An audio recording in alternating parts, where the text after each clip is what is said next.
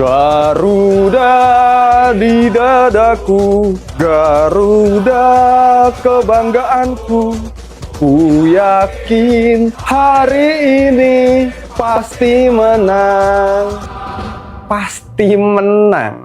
Pasti menang. Tapi kayaknya buat film yang satu ini belum bisa sepenuhnya menang dulu deh. Soalnya ini aku habis nonton film Garuda di Dadaku versi animasinya ini. Dan aku bisa bilang kalau film ini belum sepenuhnya menang. Karena emang kurasa ini film belum bisa ngalahin film Jumbo. Dan sama kompetitor lain kayak Panji Tengkorak dan Warkop DKI Kartun juga masih 11-12 aja. Tapi yang pasti nih ya, film ini jauh lebih bagus banget ketimbang film Kita Buka Gudang, Mas Bahlilnya hilang.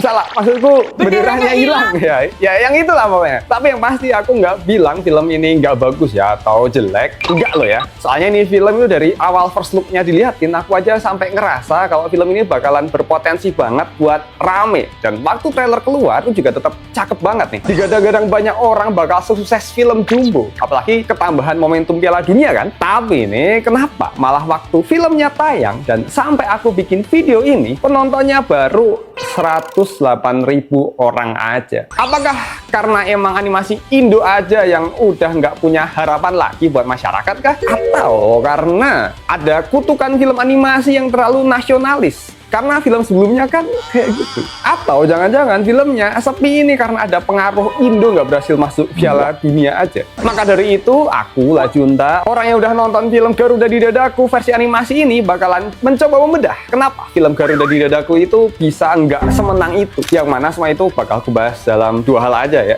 Bagian pertama aku bakal bahas mengenai bagaimana dari segi visual, suara, dan eksekusi cerita filmnya. Dan hal kedua tuh bakal cari tahu apakah ada potensi yang kelewat yang nggak dimanfaatin sama timnya yang akhirnya ngebuat film ini kerasa senyap banget sampai sekarang. Makanya kamu wajib nonton video ini tanpa skip sampai selesai. Oh iya, di video ini bakalan full spoiler. Makanya ya udah terima aja. Kan ketika video ini tayang harusnya udah 2 minggu Garuda di Dadaku ini tayang.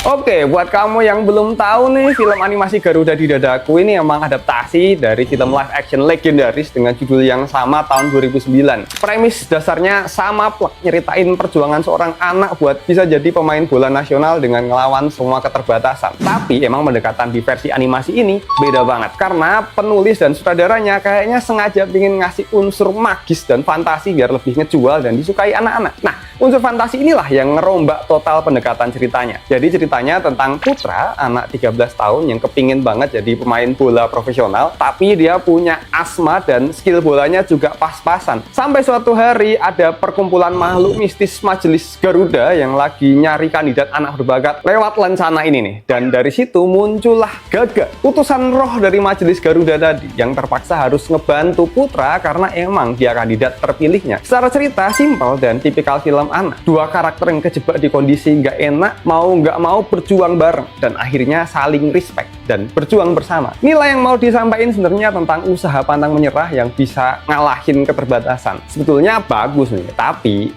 nanti bakal aku bahas lebih lanjut. Sekarang aku mau bahas lagi dari segi yang bagus dulu. Dari segi visual, style animasinya lumayan fresh ya, walaupun nggak baru-baru amat, tapi masih jarang dipakai animasi lokalan. Soalnya menurutku stylenya ada mirip-miripnya sama Spider-Man Into the Spider-Verse yang versi Miles Morales itu, dengan garis-garis kartunis di wajah dan tangan. Cuma di sini garisnya lebih halus dan kurang tegas, tapi tetap ada ciri khas tersendiri kok, nggak yang plek-ketiplek kayak gitu. Dan karena garisnya kurang tegas tadi, visualnya tadi menurutku jadi sedikit kurang tajam. Dan isu kalau animasi ini pakai AI menurutku tuh masuk akal banget. Soalnya garis halus kayak gitu tuh sekilas emang mirip hasil generate AI ya zaman sekarang, yang kesannya kayak berair gitu. Tapi sepenglihatanku selama nonton film ini murni dibuat nggak pakai AI. Sepenglihatanku loh ya. Soalnya semuanya konsisten. Apalagi dikerjain 300 animator selama 3 tahun penuh. Niat banget. Dan untuk urusan style ginian, balik lagi ke selera ya. Dan aku sendiri nggak mempermasalahkan hal itu. Masih oke-oke aja di mataku. Backgroundnya juga bagus, detail kompleks perumahan itu bagus banget. Kamar, lapangan bola dibuat rame, nggak sepi. Tapi emang ada beberapa kekurangan. Kayak visual stadion yang aku rasa penonton di tribun kelihatan pakai aset template yang copy-paste doang. Ya wajar ya, kan itu banyak banget. Nggak mungkin dibikin satu-satu. Apalagi budgetnya pasti nggak sebanyak film luar. Gerakannya pun juga juga mirip-mirip semua. Terus ada juga sedikit glitch minor kayak posisi kaki karakter atau benda yang seharusnya diam tuh malah bergeser sendiri, sliding gitu. Tapi ya itu cuma kalau diperhatiin banget baru kerasa. Dan yang paling aku salut dari film ini ada di pergerakan animasinya yang kompleks banget dan nggak nanggung-nanggung. Kalau dibandingin secara teknis penganimasian, aku bisa bilang kalau ini film jauh lebih kompleks dari film Jumbo. Karena ini film animasi olahraga yang banyak banget adegan gerak fisiknya. Para animator dituntut harus bisa nampilin gerakan yang luas, dan aku ngeliat eksekusi di film ini tuh dapat banget. Mulai dari adegan ngulik bola, pergerakan lari, sampai pas nendang, semuanya kerasa pas dan presisi. Variasi pengambilan shotnya pun lumayan banyak. Dan ada juga satu momen yang ikonik yang lumayan bagus waktu si Putra sama musuhnya salto mau nendang bola. Itu bagus banget sih. Jadi emang ya, buat animasinya nggak bikin bosan. Sekarang ke audio,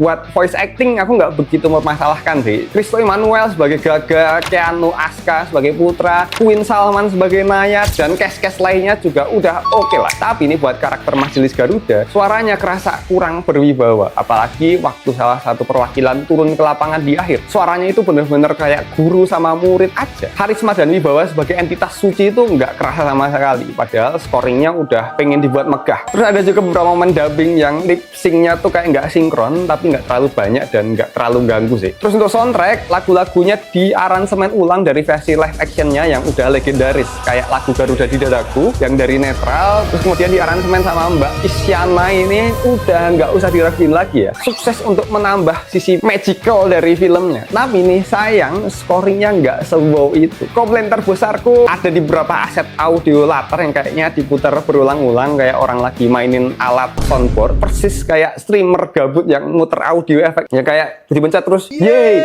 yeay yeay ya, kayak dipencet-pencet gitu berulang kali. Jadi kayak kerasa sebel gitu waktu dengarnya. Nah sekarang dari sisi ceritanya, film ini pengen ngasih unsur fantasi lewat Majelis Garuda, tapi sampai selesai penonton nggak dikasih tahu background jelas kenapa mereka ada. Buat anak kecil mungkin nggak peduli ya, tapi buat aku selama nonton tuh mikir terus, ini Garuda sebenarnya makhluk apa sih? Jelmaan arwah pemain legenda kah? Atau ada pemicu apa yang akhirnya mereka ada? Atau ada alasan lain kah? Nggak dijelasin sama sekali. Belum lagi momen Putra dan Gaga masuk ke dimensi lain. Di dunia nyata, Putra punya idola sepak bola yang namanya Bayu. Tapi tiba-tiba nih wujud fisik Bayu kayak hologram gitu di dimensi goib itu tadi. Kupikir Bayu ini udah mati apa gimana ya? Makanya arwahnya bisa ada di situ. Tapi nih di akhir film, Bayu ini ternyata masih hidup dan bahkan nyamperin si Putra. Dan kayaknya dia nggak ada sangkut pautnya juga tuh sama urusan mistis-mistisan Majelis Garudanya tadi. Terus ngapain dia ada di dimensi goib ya? Ya itu kayak membingungkan gitu. Terus banyak juga nih keputusan dari penulisan yang bikin aku bertanya-tanya. Putra dikenalin punya asma dan skill ampas. Begitu ketemu Gaga, dia dapat jersey ajaib, dan setelah dipakai, tiba-tiba asmanya sembuh dan dia mendadak OP banget main bolanya. Sepanjang pertengahan sampai mau akhir, dia ketergantungan pakai jersey itu tadi. Tapi pas mau nyampe pertandingan akhir, jersinya dimaling sama musuh utamanya, si Aldo, yang dari awal emang dia tuh udah jago banget. Begitu Aldo yang udah jago pakai jersey ajaib, logikanya skill dia kan udah bisa gila banget ya, sekelas Messi kali ya. Mungkin harusnya ngelebihin Messi mungkin tuh, nggak bakal bisa dikalahin manusia biasa. Tapi anehnya, setelah si Putra nggak pakai jersinya tadi, kita cuma diliatin latihan Putra yang biasa aja, yang nggak segila-gilaan. Harusnya kan fisiknya balik ringkih ya, gampang bengek gitu, skillnya balik ampas. Tapi di sini Putra malah tetap jago dan asmanya hilang, entah kemana. Mungkin ada pembelaan, kan asmanya hilang karena udah dibantu latihan pernafasan sama si karakter cewek namanya Naya di awal. Tapi hal itu tetap nggak ngejawab kenapa asmanya bisa langsung sembuh permanen. Apalagi sepanjang cerita dia kebanyakan main pakai jersey tadi. Nggak begitu kelihatan latihan pernafasannya tadi. Dan kekuatan OP-nya setelah lepas jersey itu kerasa maksa banget sih. Apalagi sampai bisa ngalahin Aldo yang udah berbakat, plus ditambah jersey yang ajaib tadi yang harusnya udah ngelebihin Messi sama ngelebihin Ronaldo. Tapi kok tetap bisa dikalahin sama Putra yang model latihan nggak segila itu. Sama keterbatasan asmanya tadi yang tiba-tiba hilang ya. Nggak masuk akal banget lah menurutku. Terus ada lagi keputusan cerita yang aneh, si Gaga yang dari awal aturannya dibuat cuma bisa dilihat sama si Putra doang, tiba-tiba di satu momen mutusin buat nampilin wujudnya ke teman-temannya Putra. Dan itu kejadian tanpa alasan atau urgensi yang kuat sama sekali. Tiba-tiba aja nongol gitu, langsung nampakin diri lah. Dan anehnya di situ si Putra juga mukanya lempeng aja, nggak kelihatan khawatir atau kaget sama sekali. Kayak kenapa sih Gaga munculin dirinya kayak gitu? Ya walaupun sebelumnya Putra udah pernah cerita ke teman-temannya tentang keberadaan si Gaga ya, tetap aja reaksi Putra yang biasa aja pas Gaga mendadak muncul itu kerasa aneh banget aja sih. Sekarang kita balik lagi ya ke nilai utama yang mau dijual film ini, tentang semangat pantang menyerah dan usaha mati-matian yang bisa mengalahkan segala keterbatasan. Dari awal sampai pertengahan, selain keganjilan asal-usul Garuda tadi, sebenarnya plotnya masih bisa dinikmati. Tapi nih begitu masuk babak ending, semua pesan moral dan nilai perjuangan yang udah dibangun dari awal bener-bener nggak kepake sama sekali. Dari awal kan Putra udah bisa dibilang agak curang karena dibantu jersey ajaib tadi ya. Terus pas jersinya dimaling, aku mikir, oh ini kayaknya titik baliknya nih. Di sini Putra bakal sadar nih kalau kemampuan dari dalam diri sendiri adalah yang nomor satu. Terus dia bakal berjuang murni pakai keringat sendiri gitu, mati-matian. Ternyata enggak.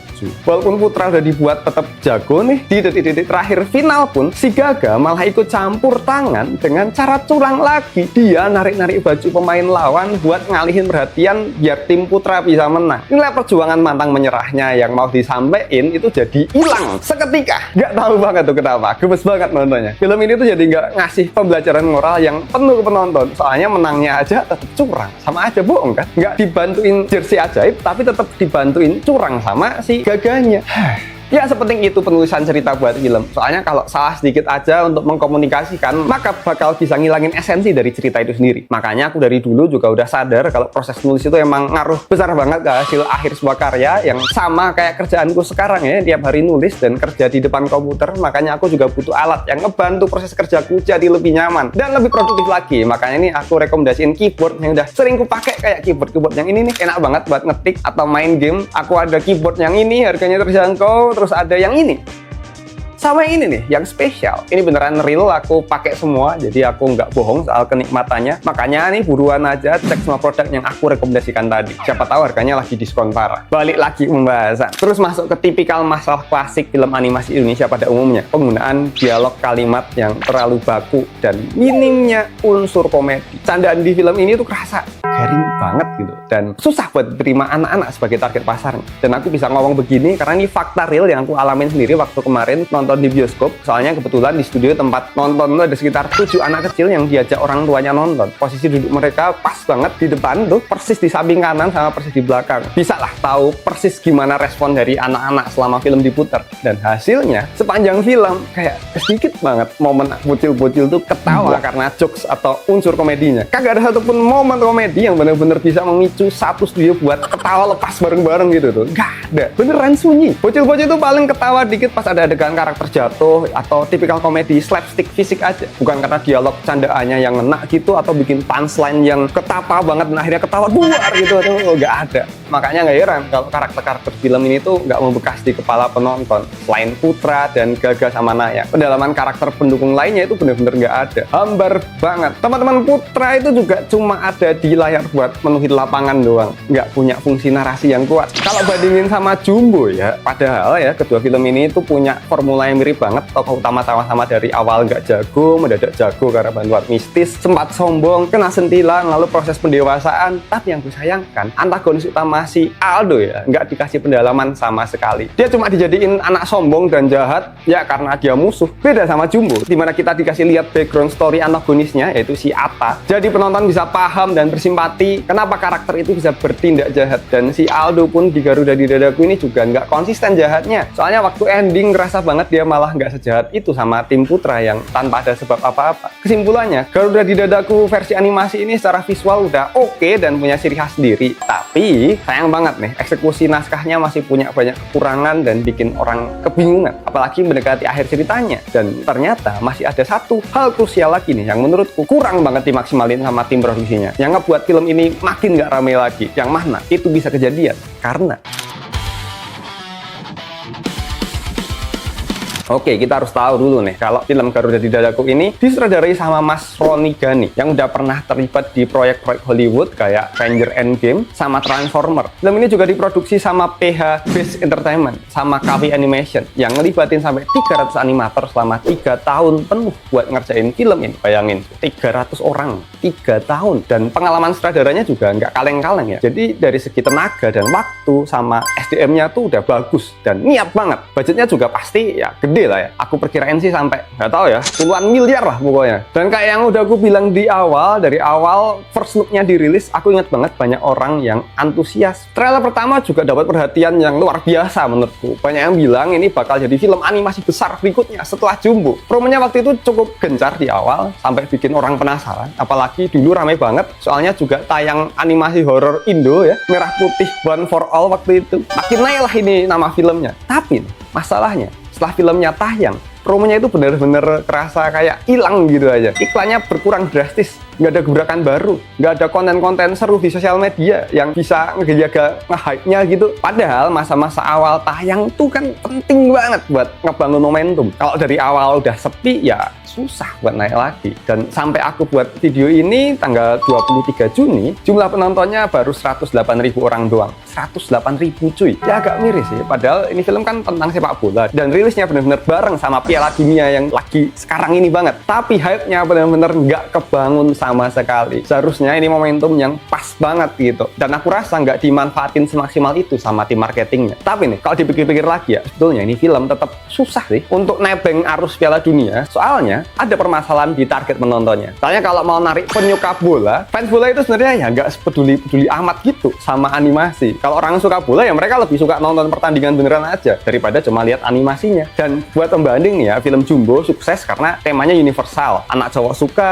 cewek suka. Bahkan orang tua juga bisa suka. Ceritanya tentang persahabatan, keluarga, dan petualangan yang nggak terikat sama gender tertentu. Tapi Garuda di Dadaku ini temanya kan bola ya. Dan bola itu identiknya ya sama cowok. Dan anak-anak cowok pun nggak semua suka bola. Makanya makin dikit banget nih targetnya. Ya emang ini film ada karakter Naya, cewek yang juga main bola. Tapi jujur aja porsinya nggak cukup buat narik minat penonton cewek. Karena Naya lebih kayak tempelan doang. Biar ada unsur ceweknya aja. Kalau si Naya diganti cowok itu sebetulnya ya bisa-bisa aja sih menurutku. Belum lagi masalah waktu rilisnya nih. Film ini tayang di saat yang barengan sama kompetitor berat. Walaupun sekarang lagi era libur sekolah. Saat ini ada film animasi lain buat anak yang tayang dan itu legend banget. Ada Toy Story 5 yang temanya tuh bisa lebih universal lagi dan harga tiketnya pun juga kan sama ya, makanya makin susah tuh buat film ini bersaing. Tapi tetap ya, walaupun susah nih, aku cuma bisa berharap aja ya kalau suatu hari nanti ada film animasi Indonesia yang bisa benar-benar bagus gitu, bukan cuma secara visual tapi juga secara cerita, target pasar, dan sampai promosinya itu juga bagus. Jangan sampai potensi sebesar ini itu sia-sia cuma karena hal-hal yang sebenarnya bisa diantisipasi dari awal. Dan ngomong-ngomong soal film animasi lokal yang gagal nyelamatin industri animasi Indonesia, semua itu udah pernah aku bahas di videoku yang ini nih. Kenapa Panji Tengkorak gagal menyelamatkan animasi Indonesia? Sama kamu wajib banget juga nonton videoku yang ini, membongkar film paling memalukan di Indonesia. Langsung aja tonton dua-duanya, pinjam HP teman kamu. Dan jangan lupa cek produk yang udah aku taruh di sini nih.